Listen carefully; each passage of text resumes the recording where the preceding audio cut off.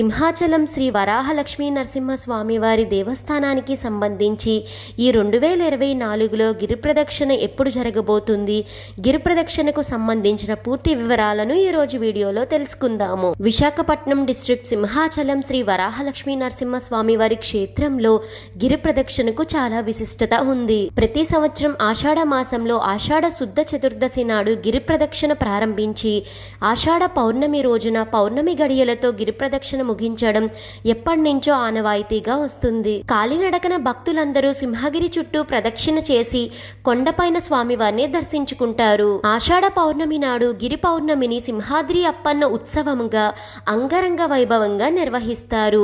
ఈ రోజున స్వామివారికి విశేషమైన పూజలను నిర్వహిస్తారు. ఈ ఆషాఢ పౌర్ణమి రోజునే స్వామివారి అత్యంత పరమ పవిత్రమైన చందన సమర్పణ ఉంటుంది. ఆషాఢ పౌర్ణమి రోజు 4వ విడత చందన సమర్పణ చేస్తారు. పూర్వకాలంలో మహిళలు సంతానం లేని వారు సత్సంతానం కోసం గిరి ప్రదక్షిణ చేసి వారి కోరికను తీర్చుకొని సంతానాన్ని పొందేవారు.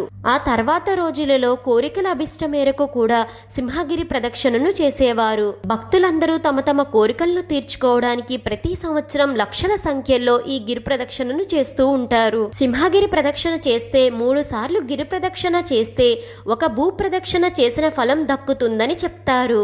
అందుకనే సింహాద్రి అప్పన్న గిరి ప్రదక్షిణ కోసం తెలుగు రాష్ట్రాల నుంచి మాత్రమే కాదు, దేశంలో అనేక ప్రాంతాల నుంచి భారీ సంఖ్యలో భక్తులు సింహాచలానికి తరలివస్తారు. సింహగిరి ప్రదక్షిణను ఆషాఢ శుద్ధ చతుర్దశి నాడు కొండ దిగువన తొలి పావంచా నుంచి భక్తులు ప్రారంభించడం ఆనవాయితీగా వస్తుంది. ఇక్కడ స్వామివారి పాదాల వద్ద కొబ్బరికాయలను కొట్టి భక్తి శ్రద్ధలతో గిరి ప్రదక్షిణకు శ్రీకారం చుడతారు.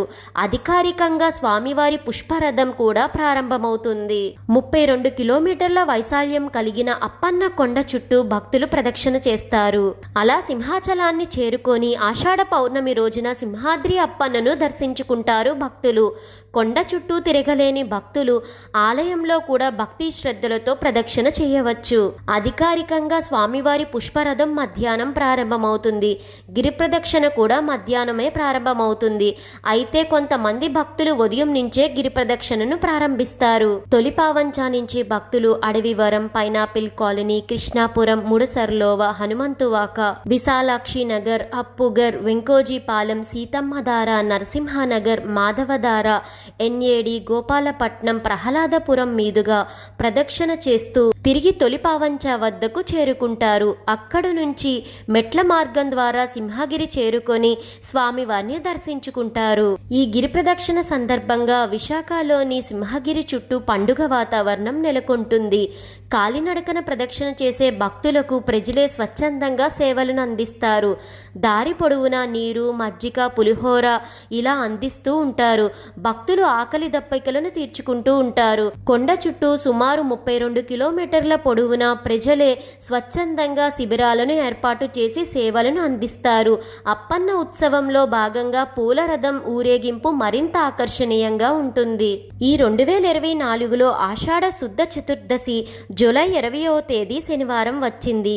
ఆషాఢ పౌర్ణమి జూలై 21వ తేదీ ఆదివారం వచ్చింది. భక్తులందరూ ఎంతగానో ఎదురు చూస్తున్న సింహాచలం శ్రీ వరాహలక్ష్మీ నరసింహస్వామి వారి గిరి ప్రదక్షిణ ఈ సంవత్సరం 2024లో జూలై 20వ తేదీ శనివారం నిర్వహిస్తున్నారు.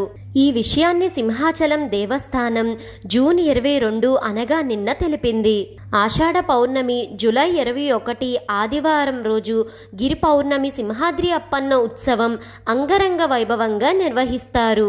అంతేకాకుండా ఈ జూలై 21వ తేదీన ఆదివారం చందనోత్సవం సందర్భంగా శ్రీ వరాహలక్ష్మీ నరసింహస్వామి వారి నుంచి స్వీకరించిన చందనాన్ని 4వ విడత చందన సమర్పణగా భక్తులకు సమర్పిస్తారు. అంటే ఇప్పటి వరకు సింహాచలంలో చందనాన్ని భక్తులకు 3 సార్లు ఇచ్చారు. ఈ జూలై 21వ తేదీన 4వ సారి భక్తులకు ఇవ్వబోతున్నారు. తెలుసుకున్నారు.